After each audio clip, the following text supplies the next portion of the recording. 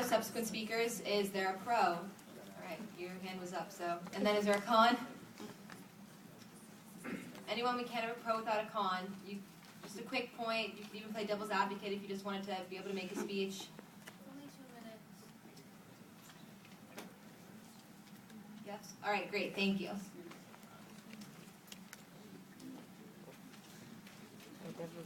You're recognized for 2 minutes. All right, I'd just like to say, first off, I am in absolute support of this. I've been waiting to speak on this all day, and I'm saying that as a committed Republican. Now, as someone who has campaigned for numerous Republicans, I have been to Chick-fil-A fundraisers. I've seen all there is to see. And let me talk to you briefly about the sanctity of marriage and the traditional marriage. All right, so I hear a lot of people talking about how they want to go back to the biblical definition of marriage and stuff like that. Oh, right, that was where you could marry your concubine. Not just your concubine, but several concubines. That was polygamy. That was marry your concubines. That was working for 7 years to marry the wrong woman.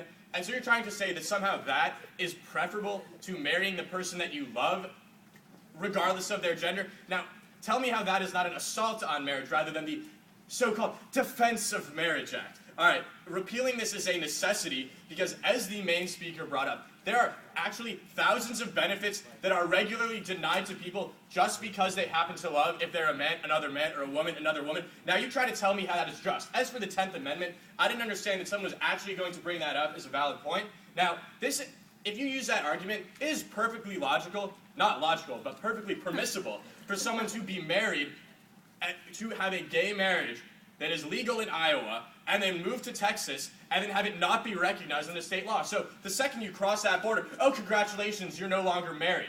Now, just because marriage is not something that's constitutionally provided for, doesn't mean that you use common sense to prove that the 10th Amendment has absolutely no logical bearing in this whatsoever. Now, I hear a lot of other people saying that, oh, repealing the DOMA will somehow be an assault on the definition of marriage as we know it.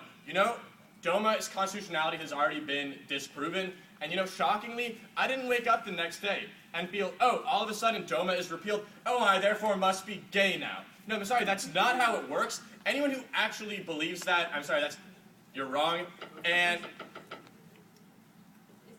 Is there a motion to extend the speaker's time? Motion to extend the speaker's time. Second. All those in favor? Aye. Any opposed? Okay, so, all right, you have next another minute. all right, so I'd just like to further talk about how preposterous the 10th Amendment is for 1 second, and I'll answer all your questions. So, remember, keep in mind that literally means that when you move from a state like my home state, I was proud on November 6th, as a Republican campaigning for Republicans, that all my candidates lost, not proud of that, but I was proud that we did legalize gay marriage, and I have nothing wrong with that. I didn't wake up November 7th any different of a person at all.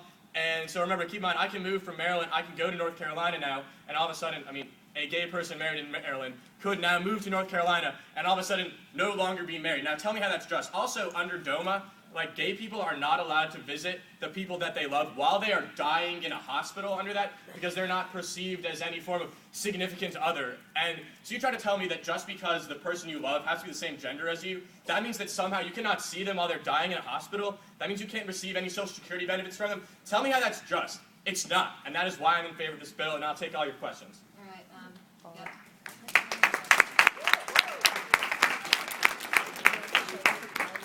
Yep. Do you believe that if All right. Sorry, actually, there's no time left. The speaker's time's elapsed.